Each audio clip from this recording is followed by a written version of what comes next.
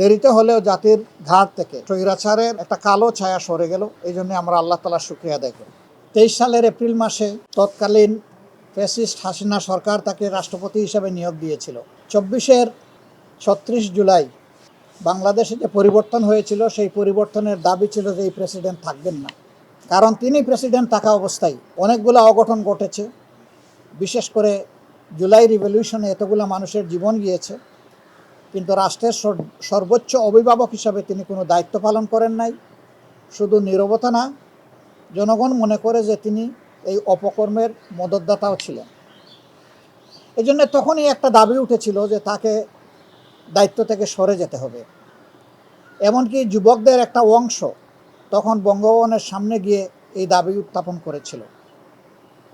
যদিও ওই অংশের এই পদক্ষেপের সাথে আমরা সরাসরি ছিলাম না। এরপরে আপনারা জানেন যে 5 আগস্ট রাষ্ট্রপতি ভবনে যে মিটিংটা হয়েছিল, 3 বাহিনীর প্রধান ছিলেন, রাজনৈতিক দলের সম্মানিত নেতৃবৃন্দ ছিলেন, আমরা ছিলাম।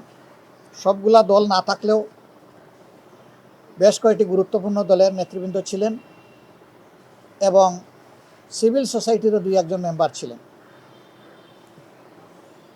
সেদিনকার আলাপ আলোচনায় অনেকগুলা গুরুত্বপূর্ণ পরামর্শ দেওয়া হয়েছিল। সেই পরামর্শের আলোকেই মধ্যরাতে তিনি জাতির উদ্দেশ্যে একটা ভাষণ দিয়েছিলেন। এই ভাষণে স্পষ্টতই বলেছিলেন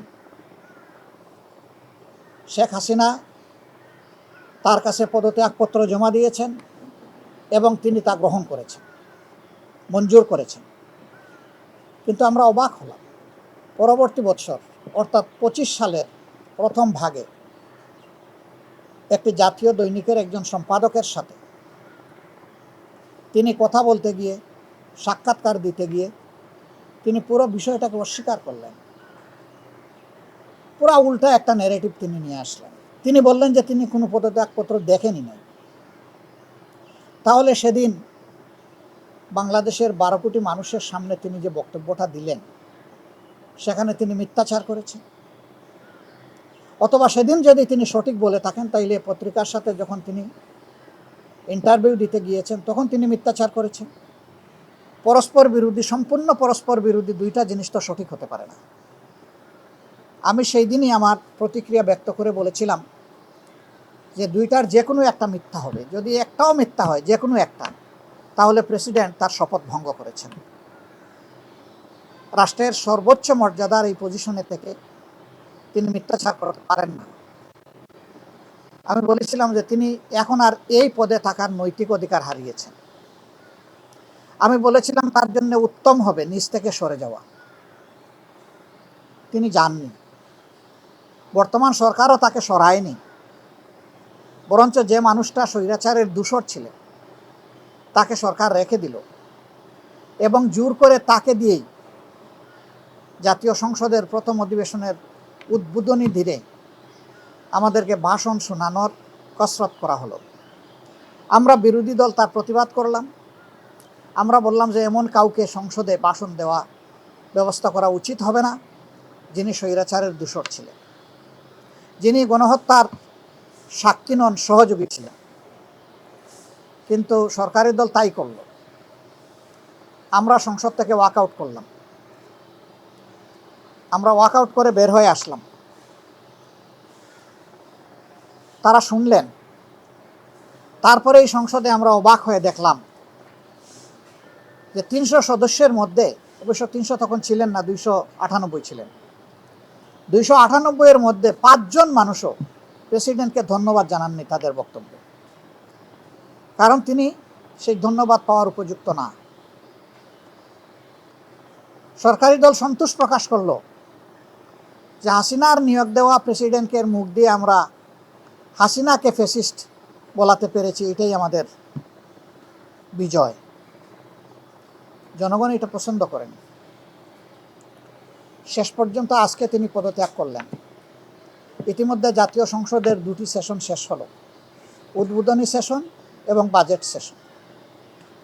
আগামী 20 সেপ্টেম্বর আবার আমরা আশা করছি জাতীয় সংসদের অধিবেশন শুরু হবে ইনশাআল্লাহ, তৃতীয় অধিবেশন। দেরিতে হলেও জাতির ঘাট থেকে স্বৈরাচারের একটা কালো ছায়া সরে গেল, এই জন্য আমরা আল্লাহ তাআলার শুকরিয়া আদায় করি। তিনি কি কারণে পদত্যাগ করেছেন এই বিষয়ে আমাদের কোনো আগ্রহ নাই, কারণ আমরা আগে থেকেই বিবেচনায় নিয়েছি যে তিনি প্রেসিডেন্ট পদে থাকার আর যোগ্য নন, তিনি তার যোগ্যতা হারিয়েছেন। অস্থায়ী প্রেসিডেন্ট হিসাবে বাংলাদেশের সংবিধানের ৫৪ অনুচ্ছেদ অনুযায়ী বর্তমান মাননীয় স্পিকার দায়িত্ব গ্রহণ করেছেন। আমরা তাকে অভিনন্দন জানাই এবং আমরা তাকে আশ্বস্ত করছি তিনি যতদিন দায়িত্ব পালন করবেন, আশা করব যে তিনি ন্যায়নিষ্ঠভাবে এই দায়িত্ব পালন করবেন, নির্মোহভাবে দায়িত্ব পালন করবেন, কারো প্রতি তিনি কোনো ধরনের কোনো পক্ষপাতিত্ব করবেন না। তিনি নিরপেক্ষভাবে এই রাষ্ট্রপতির মর্যাদা রক্ষা করে একদিনের জন্যও যদি তিনি দায়িত্ব পালন করেন বা যতদিন তিনি দায়িত্ব পালন করবেন, তিনি এইভাবেই দায়িত্ব পালন করবেন বলে আমরা আশা করি। যদি এইভাবে তিনি দায়িত্ব পালন করেন তাহলে আমরা তাকে সর্বাত্মক সহযোগিতা করব। আমরা অস্থায়ী রাষ্ট্রপতির সুস্বাস্থ্য কামনা করি। সংবিধান অনুযায়ী ৯০ দিনের ভিতরে পরবর্তী প্রেসিডেন্ট নির্বাচন করতে হবে। তো যেহেতু এর ভিতরেই সংসদ অধিবেশন হওয়ার কথা রয়েছে, কাজেই স্বাভাবিক প্রক্রিয়াই হয়তোবা সেই প্রেসিডেন্ট নির্বাচন অনুষ্ঠিত হবে। সময় আসলে আমাদের ভূমিকা কী হবে ইনশাআল্লাহ আপনারা দেখতে পাবেন। বাংলাদেশ সামনের দিকে এগিয়ে যাক, এটা সকলের প্রত্যাশা। সংবিধান অনুযায়ী যেহেতু তিনি অস্থায়ী রাষ্ট্রপতির দায়িত্বে অধিষ্ঠিত হয়েছেন, এখন হয়তো ডেপুটি স্পিকারের দায়িত্ব পালন করবেন। যত সময় মাননীয় অস্থায়ী রাষ্ট্রপতি তার দায়িত্ব পালন করবেন, তারা যখন স্পিকার হিসাবে শপথ নিয়েছেন অথবা ডেপুটি স্পিকার হিসাবে শপথ নিয়েছেন, একই সাথে এই শপথটা হয়ে গেছে অস্থায়ী রাষ্ট্রপতি হিসাবে স্পিকারের এবং স্পিকার হিসাবে ডেপুটি স্পিকারের। কাজেই এখানে কোনো সাংবিধানিক সংকট তৈরি হওয়ার কথা না। আমরা চাই কোনো সংকট তৈরি না হোক, তবে জনগণের যে মৌলিক প্রত্যাশা যে একটা পরিবর্তনের বাংলাদেশ, এখনও বাংলাদেশের নবগঠিত পার্লামেন্ট সেদিকে পা বাড়ায়নি। আমরা অনবরত আমাদের চেষ্টা চালিয়ে যাচ্ছি, ভিতরে এবং বাইরে আমাদের এই চেষ্টা অব্যাহত থাকবে। অতি স্বল্প সময়ের দাওয়াতে আপনারা আজকে এখানে হাজির হয়েছেন, এই জন্য আপনাদের সকলকে আমার এবং আমাদের প্রিয় সংগঠনের পক্ষ থেকে আন্তরিক কৃতজ্ঞতা এবং ধন্যবাদ জ্ঞাপন করছি। সবাই ভালো থাকবেন, আমরা একসাথে এগিয়ে যাব ইনশাআল্লাহ। আসসালামু আলাইকুম ওয়া রাহমাতুল্লাহ।